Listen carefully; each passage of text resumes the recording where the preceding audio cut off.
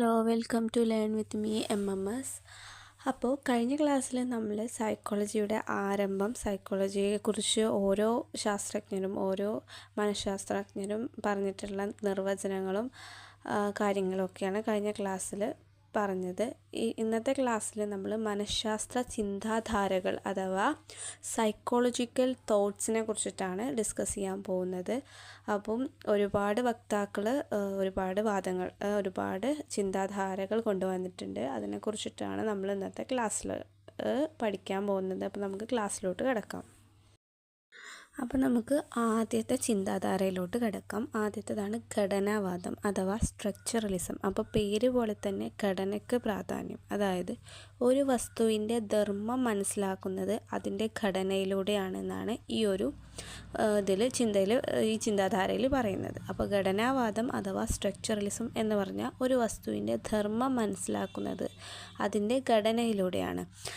ഇതിൽ ഈ ഒരു ഡെഫിനിഷൻ അത്ര ഇമ്പോർട്ടൻ്റ് അല്ല, എന്നാൽ അതിൻ്റെ ഘടനാവാദം എന്ന ഒരു സംഭവം, ആ ഒരു ചിന്താധാര കൊണ്ടുവന്ന ഉപജ്ഞാതാവ് ആരാണെന്ന് കൃത്യമായിട്ട് പഠിച്ചു വെക്കണം. വില്യം വൂണ്ടാണ് ഇത് കൊണ്ടുവന്നത്. അപ്പോൾ വില്യം വൂണ്ടാണ് ഘടനാവാദം എന്ന ചിന്താധാര കൊണ്ടുവന്നത്. അപ്പോൾ വില്യം വൂണ്ടിനെ കുറിച്ച് പറയുമ്പോൾ വേറെ 2-3 ഇമ്പോർട്ടൻറ്റ് കാര്യങ്ങളും കൂടെ പഠിച്ചു വെക്കണം. ഒന്നാമത്തേത് ഫാദർ ഓഫ് സൈക്കോളജി എന്നറിയപ്പെടുന്നത് വില്യം വൂണ്ടാണ്. ഫാദർ ഓഫ് എക്സ്പെരിമെൻ്റൽ സൈക്കോളജി എന്നറിയപ്പെടുന്നതും അദ്ദേഹം തന്നെയാണ്. പിന്നെ ആദ്യത്തെ സൈക്കോളജിക്കൽ ലബോറട്ടറി സ്ഥാപിച്ചത് വില്യം വൂണ്ടാണ്. ആ വർഷം കൂടി ഓർത്ത് വെക്കണം, 1879. എവിടെ സ്ഥലം എന്ന് വെച്ചാൽ ലിപ്സിക് സർവകലാശാല, ജർമ്മനിയിലുള്ള ലിപ്സിക് സർവകലാശാലയിലാണ് വില്യം വൂണ്ട് ആദ്യത്തെ സൈക്കോളജിക്കൽ ലബോറട്ടറി സ്ഥാപിച്ചത്. അപ്പോൾ ഇത്രയുമാണ് ഘടനാവാദത്തിൽ ഇമ്പോർട്ടൻ്റ്. ഓക്കെ, രണ്ടാമത്തേതാണ് ധർമ്മവാദം അഥവാ ഫങ്ഷണലിസം. ഇതിൻ്റെ ഉപജ്ഞാതാവ് വില്യം ജെയിംസ് ആണ്.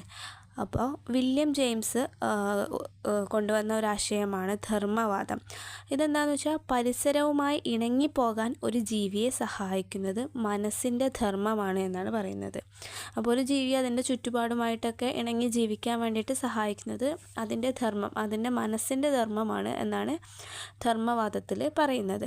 ഓക്കെ, അപ്പോൾ വില്യം ജെയിംസ് ആണ് ഇതിൻ്റെ ഉപജ്ഞാതാവ്. പിന്നെ വേറെ 2 പേരും കൂടെ നമ്മൾ പഠിച്ചു വെക്കണം. ജോൺ ഡ്യൂയി, ഹാർവി കാർ, ഇവരും ഇതിൻ്റെ വക്താക്കളാണ്. അപ്പോൾ ഇതിൻ്റെ ഉപജ്ഞാതാവ് ആര് എന്ന് ചോദിച്ചു കഴിഞ്ഞാൽ വില്യം ജെയിംസ് ആണ്. അതിൻ്റെ കൂടെ തന്നെ ജോൺ ഡ്യൂയിയും ഹാർവി കാർ, ഇവർ 2 പേരും ഇതിൻ്റെ വക്താക്കൾ തന്നെയാണ്. അപ്പോൾ ചിലപ്പോൾ ഓപ്ഷനിൽ വില്യം ജെയിംസ് എന്ന ഒരു ഓപ്ഷൻ ചിലപ്പോൾ ഉണ്ടാവണം എന്നില്ല.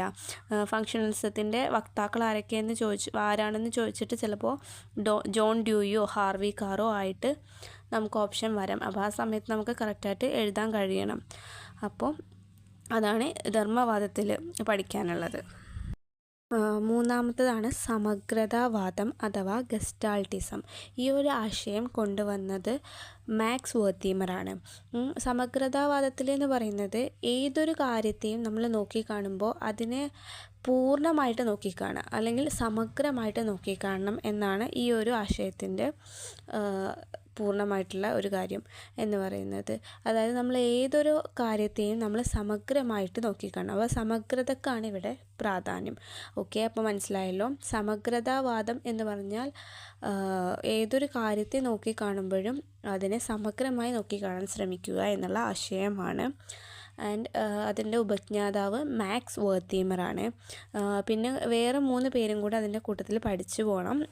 മറ്റ് ഗസ്റ്റാൾട്ടിസ്റ്റ് സൈക്കോളജിസ്റ്റുകൾ, അതായത് സമഗ്രതാവാദത്തിൻ്റെ മറ്റു വക്താക്കളാണ് കൊഹ്ലർ, കൊഫ്ക, കർട്ട് ലെവിൻ. ഈ 3 പേരും കൂടെ അതിൻ്റെ കൂടെ പഠിച്ചു വെക്കുക. Köhler, കൊഫ്ക, Kurt Lewin. അടുത്തതാണ് വ്യവഹാരവാദം. വ്യവഹാരവാദത്തെക്കുറിച്ചിട്ട് നമ്മൾ കഴിഞ്ഞ ക്ലാസ്സിലും പറഞ്ഞതാണ്. വ്യവഹാരവാദം അഥവാ ബിഹേവിയറലിസം, അതിൻ്റെ ഉപജ്ഞാതാവ് JB വാട്സൺ ആണ്. ഓക്കെ, അപ്പോൾ JB വാട്സൺ ആണ് വ്യവഹാരവാദത്തിൻ്റെ ഉപജ്ഞാതാവ്.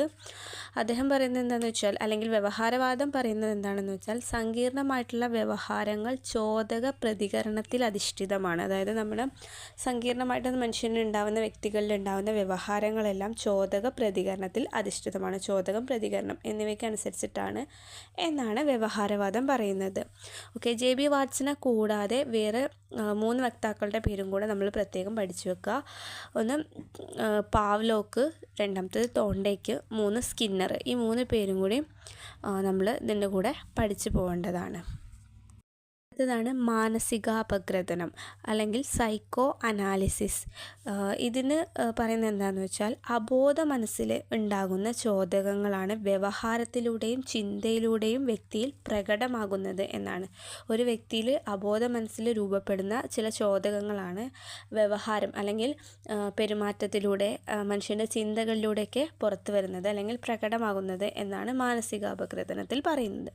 ഇതിൻ്റെ വക്താവ് സിഗ്മണ്ട് ഫ്രോയിഡ് ആണ്. ഓക്കെ, സിഗ്മണ്ട് ഫ്രോയിഡ് ആണ് മാനസികാപഗ്രഥനത്തിൻ്റെ വക്താവ്.